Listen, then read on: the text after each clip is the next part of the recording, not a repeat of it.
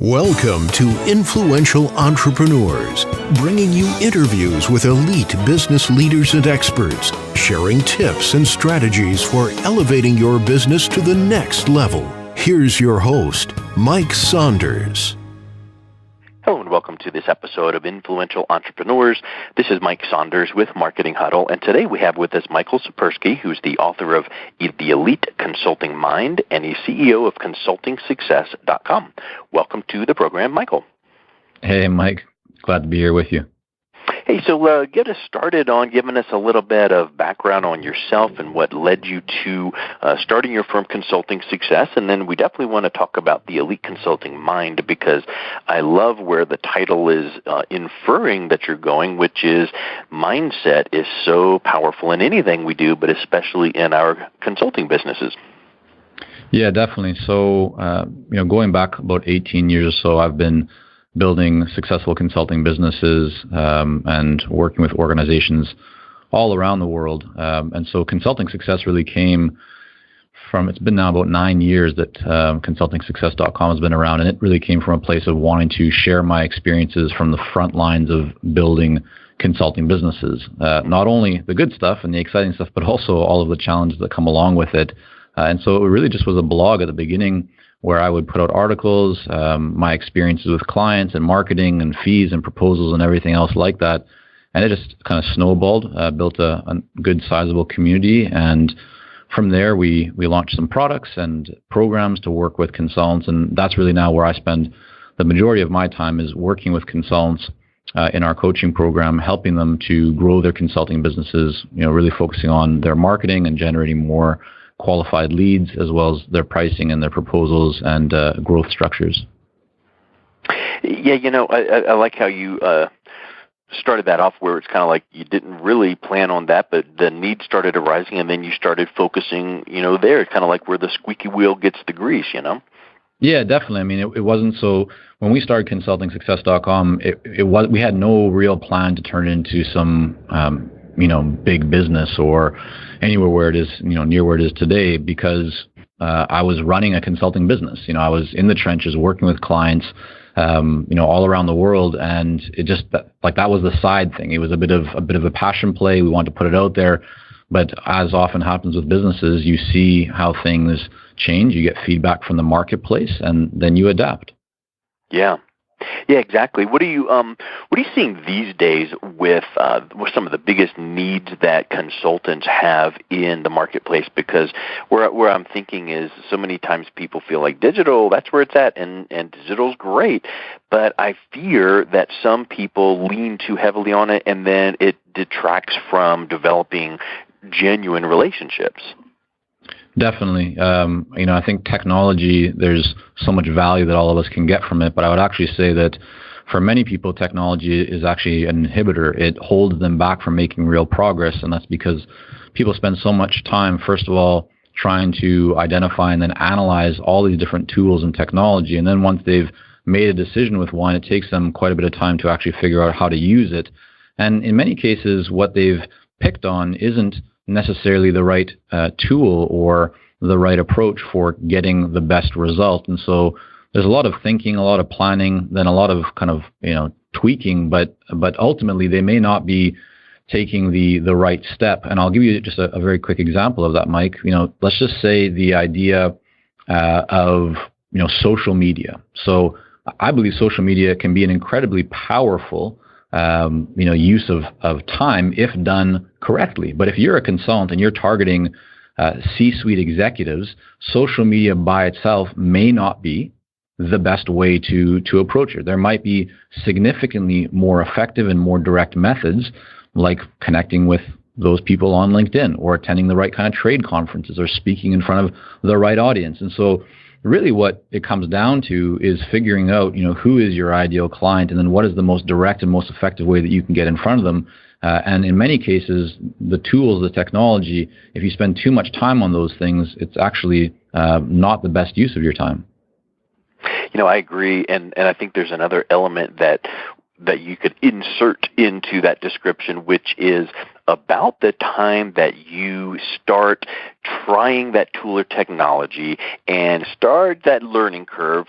you start almost subconsciously getting bored with it, and you notice shiny object syndrome. This next thing, this next tool pops up, and you're like, cool, let me jump on that. Well, you never gave the first thing enough time to maybe get to work and actually perform in your business because you jumped off too soon.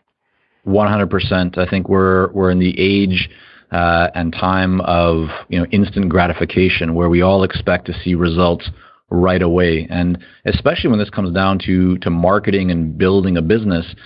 People don't have patience anymore. It's we do something and we expect to see a result, and when we don't see a result, we question, are we actually doing the right thing? And then all of a sudden we'll be online and we'll see the next product, the next whatever it is, and the person who is offering that tool or technology or whatever, the method, will tell you that it's the only and it's the best. And so you go, okay, yeah, maybe I should do that. And then you move over to it, exactly like how you just said, Mike. And then people don't really make any progress, and they wonder why. And they just continue to spin their wheels, try a whole bunch of things, so they feel that like they're making progress because they're attempting, they're working hard at a lot of it, but they're not putting in the right kind of work. And I think when you look at the most successful people in any given industry, it's those who really are putting in the time. And I don't mean that they have to spend a great deal of hours necessarily, but they're very focused and they're spending their time doing the right things in the right order, which is really what helps them to feel a lot more momentum and then see a lot more progress. There's something else that I think is a factor, and I wanted to get your opinion on that as well, because what you said is just spot on. But what do you think about the people that start with something because they've noticed that a thought leader guru has recommended it? And I'm just picking out of the thin air an Instagram strategy. Sure. What would happen if someone goes, I just landed this many clients on Instagram and it is awesome, and here's what you need to do, buy my program for X. And all of a sudden it didn't work for someone and they executed it to the T. But what they didn't realize is that this other guru had spent 10 years building their list, building their engagement, building the size of their list, building the, depth of engagement, and they could sell, pencils to their group and people would flock and just go, show me the buy button.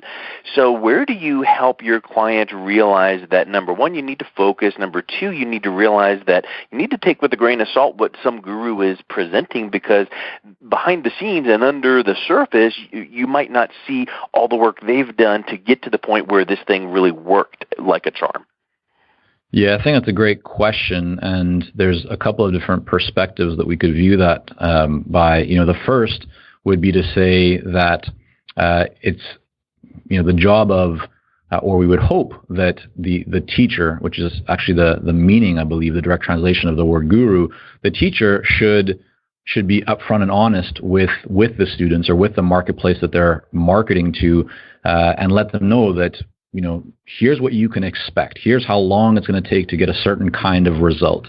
So that's one way to look at it. The other way to look at it, though, is from the student's perspective, where, sometimes the student will make excuses. They'll say, well, the reason why this isn't working for me is because I don't have what this person has. And that's an easy out. And so, really what I believe is that, first of all, you want to make sure that you're getting the right, or the right program or the right product for whatever it is that you're doing.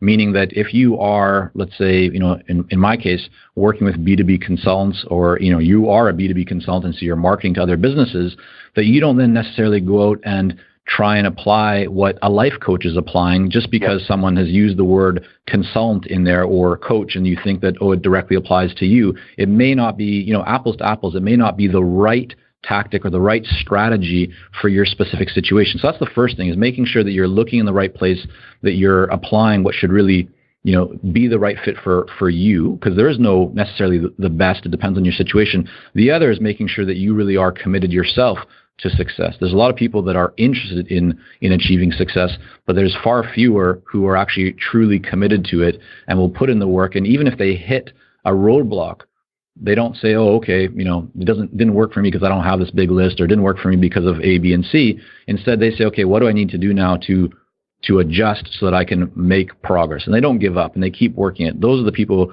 who I believe see the greatest amount of success. Yeah, I like your thinking there, because you just have to pause. You just have to not jump too soon. You've got to evaluate, and risk is fine to take. Just make it a calculated risk. So, what do you think? What do you think are some of the important tactics and strategies to grow a consulting business? Because I'm sure we could list about 412, but what do you think are some of the top ones that you see some of your clients missing out on? Yeah, I'll lay the foundation here that this is kind of what we teach everyone. Number one is having what we call ideal client clarity, right? So it's getting very clear around who your ideal client is. Without that, nothing else happens, right? If you don't have clarity on your ideal client, then your messaging is going to be off, your marketing is going to be off, everything will be off because you'll be trying to go too wide, too general, and that just never works or doesn't work well. So ideal client clarity, number one. Number two is in your what we call magnetic messaging, ensuring that you have the right messaging for that right ideal client. And because you know who your ideal client is, if you've done that work properly, you're then going to be able to develop a message that will get the attention, the interest, and will really resonate with your ideal client so that they want to learn more from you and they want to engage in a meaningful conversation. Number three is then ensuring that you develop the right, what we call strategic offers, based very much around ROI positioning, meaning that you're not just billing yourself out on an hourly or a daily basis, but that you really figure out how to identify the value that your ideal client cares about and then communicate that value back to them with the right structures, the right packaging and positioning, and how you present those offers so that you can earn significantly higher fees in a leveraged way. And then number four is the marketing engine. That's a system, right? Every successful consultant has a way that is predictable and is consistent in their efforts. So they know if they're working this engine, working this machine, that leads are coming into their business. And so there's a lot of different ways to approach that, a lot of different tactics to create that kind of system. And so there is no one size fits all, but there are certain ones that, for example, if you're a B2B consultant, work very well consistently. But having that in there, right, that then removes the feeling that you're kind of in this roller coaster where some months you're making a lot of money, other months you're making nothing, and you're freaking out, and you have to recreate your business all over again. True success in the business of consulting is when you are in power, where you get to pick and choose which clients you want to work with, which projects you want to take on, and have freedom and flexibility. And that comes from having plenty of good quality lead flow, and that's what the marketing engine is all about. So those, I would say, are the foundation, the four elements, the four kind of pillars that every consultant really wants to work towards mastering. And when they do, their business will really grow exponentially. So let's say that someone says, I've gone through whatever, your course, someone else, and I know my ideal client to the T. And I know my message to market to the T. I've got great products and services, and they're clear, and there's not 14 of them, there's like 3, and I've got my offerings down pat. I don't try to be all things to all people. What do you then say is the first place to start with that system? In other words, where I'm getting at is your go-to a vibrant Facebook campaign and you get leads and turn them into a call and go from there? Or is it, I want to put together a sales funnel and point them to a webinar that teaches them and then drive them to a sales call? So assuming the messaging and the target market is set, what are some of the recommendations that you lean towards? Yeah, that's a great question. And the first thing that I would say here is that it really depends on who you are and who your ideal clients are. And so what I mean by that is, for those listening, if someone is targeting, let's say, entrepreneurs or people who are more likely to be on Facebook, then that would be potentially a great place to play. If you are targeting, a VP of operations at a manufacturing company that has at least 500 employees, then LinkedIn would be potentially a really good place. At the same time, I know many consultants that we've worked with, and just also colleagues as well, who find that speaking in front of very specific groups or trade associations is a great generator of leads for them. But our kind of core and what we see working for the vast majority of B2B consultants, where we really help them with this process, is leveraging LinkedIn.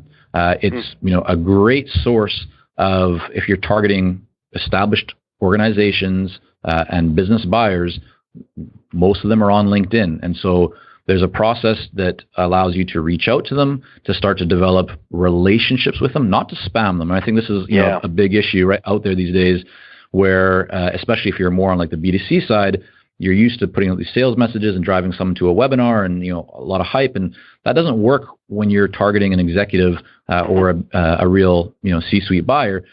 You have to focus on delivering value and really creating a relationship. And so with that in mind, if you take the right approach, then LinkedIn can be a very, very good method. But I would be remiss to say that for a lot of people, even before doing that, look at your own network, look at your own connections, and ask yourself, is there something that you could be doing there to leverage that? Because that can often be a very good starting point. Yeah, I think you make a whole lot of good points, and we could probably spend about 4.5 more hours on about the first one. But sure. One thing that stands out is I think that we as a society have been programmed to think of something, want something, and get it.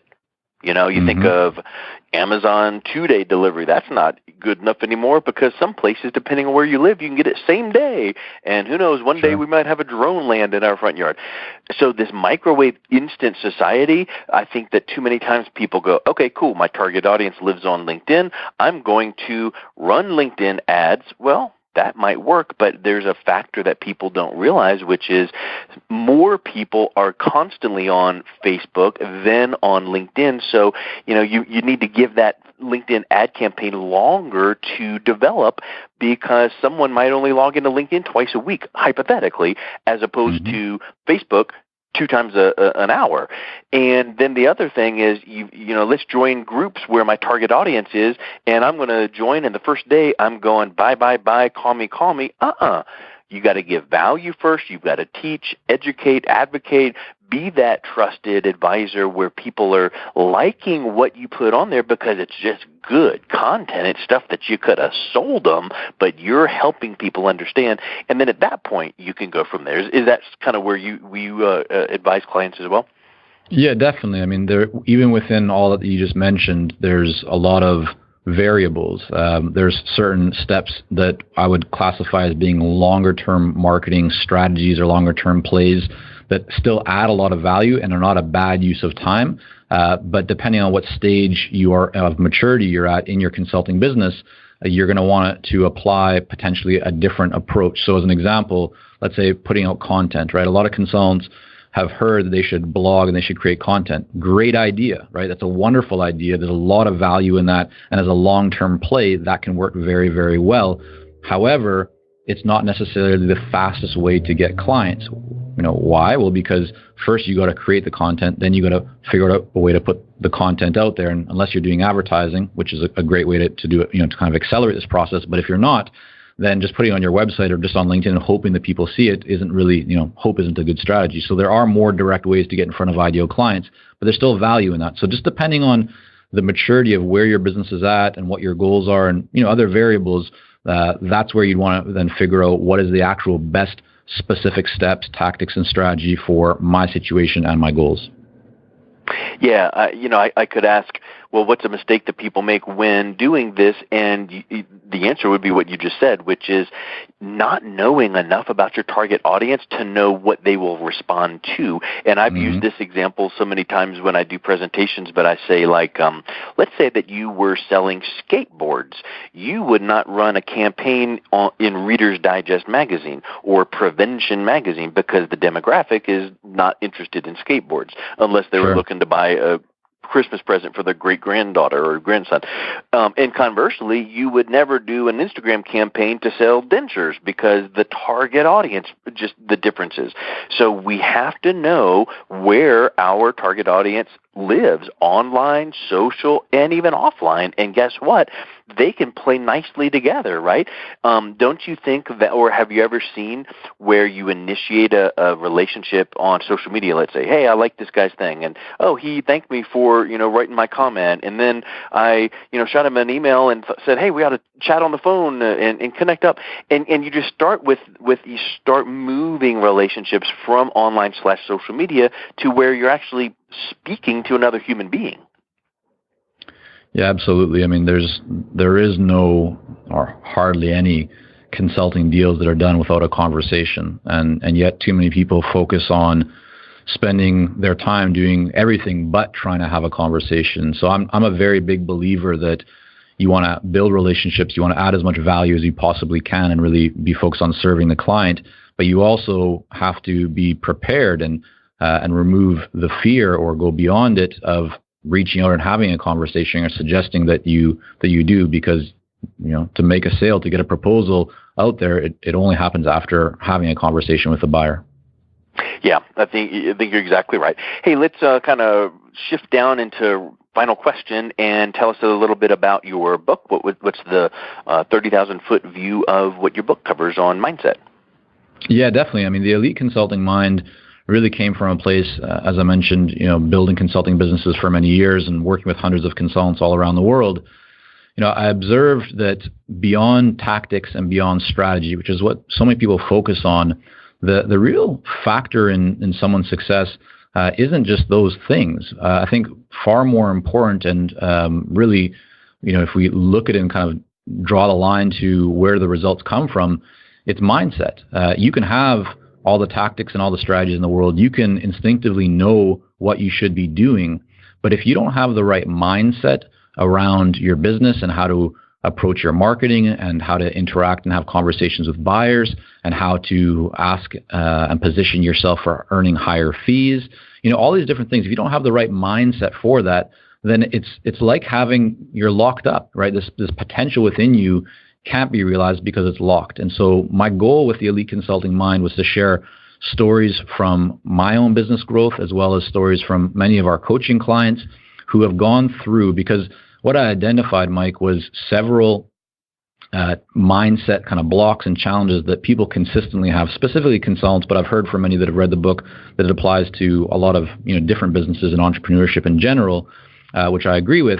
But really, I've identified several that just continue to come up, like they're the most common ones, and really just shared stories, ideas, observations, and approaches to help people to, first of all, understand those mindsets better, and then to overcome them so they can really unlock and realize their true potential as consultants. Yeah, I just hear over and over from podcasts that I listen to, just mindset. And what would you say to a consultant that says, I know I need to, charge premium prices because I know that other people do, but I'm here and I need to be up here? Well, rather than jumping up to there, do you advise them, well, why don't you, the next time you do a project for someone, increase your prices 25%, and then the next project, the same kind of project for the next client, just slowly ease into it until you yourself can believe that you are worth that, right? I mean, maybe tripling your prices is you don't even believe it. Kind of like setting goals, I want to make $1 million next year. Well, if you made $40,000, it's a big jump. But if you made $925,000, maybe that's an attainable goal. So partly, I mean, not exactly. There's a bit of a different approach that I would suggest. I mean, the first is that to really achieve true success, there's two components. There's confidence and competence. So, I really believe that people, first of all, need to know how to do something, and then they need to do it, which is what gives them the confidence, right? Because if you don't do something, you don't feel confident around it. Well, once you know how to do something and then you actually do it, you try it. Doesn't mean that you succeeded it, but you try it and you learn from it and you do it again, then you feel confident. And when you put those two together, that's what actually creates success. So if we take the example of pricing and be able to earn higher fees, we could say, yeah, you know what, just increase your fees 10%, 25%, whatever, and see how it goes and do that slowly.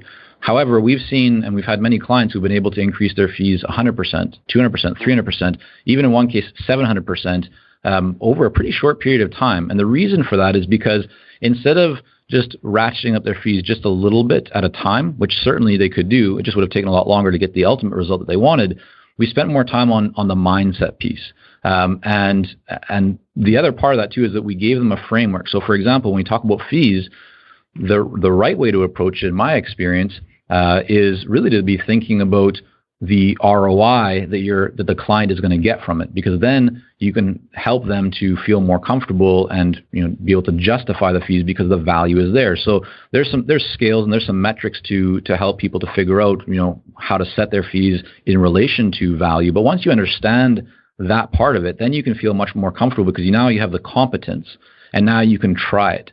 And so I'm thinking about one client named John who already was charging some pretty high fees. He's, previous as a CEO of a large company. Now, for several years has been a consultant. He was earning good fees.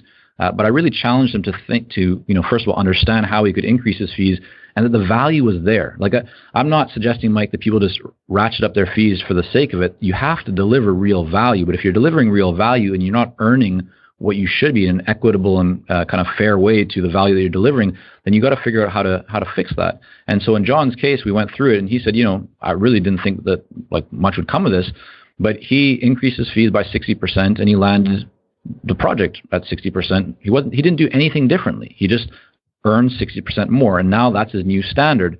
And so the way to achieve that is, first of all, know how to do that. So get the competence so that you understand the mechanics behind it, how to actually increase your fees, how to make sure that you're positioning the value in a correct way, and then go out and do it and try it. And if you get pushback, if you get any kind of resistance, then you got to work through that and figure out where is that resistance coming from? How do I kind of overcome it and help the buyer to see that it actually does make sense? And so it's a process that you want to work through, but people can really, in almost all cases, increase their fees quite significantly if they know how to approach it properly, and then if they go for it, right? If they actually try it. Yeah, I just think it circles all the way right back to mindset. And you've got to believe in yourself that you are worth it, and it really just bases it off of there. So I love the concept of your book. I'm going to pick up a copy myself because it looks awesome. And right before we started our interview, I subscribed to your iTunes podcast, so I encourage people to do that as well. What's the best way people can reach out to connect with you or pick up a copy of your book, or both? Yeah, definitely. The central place would be consultingsuccess.com. Lots of articles and resources there for consultants. You're also welcome to check out Consulting Success Podcast. Just search for that. It'll come up on iTunes and a whole bunch of other places. And the book available on Amazon in both Kindle and paperback is called The Elite Consulting Mind. Excellent. Well, Michael, thank you so much for your time today. It's wonderful getting to know you. Hey, Mike, thank you. It's been a real pleasure. You've been listening to Influential Entrepreneurs with Mike Saunders. To learn more about the resources mentioned on today's show or listen to past episodes, visit www.influentialentrepreneursradio.com.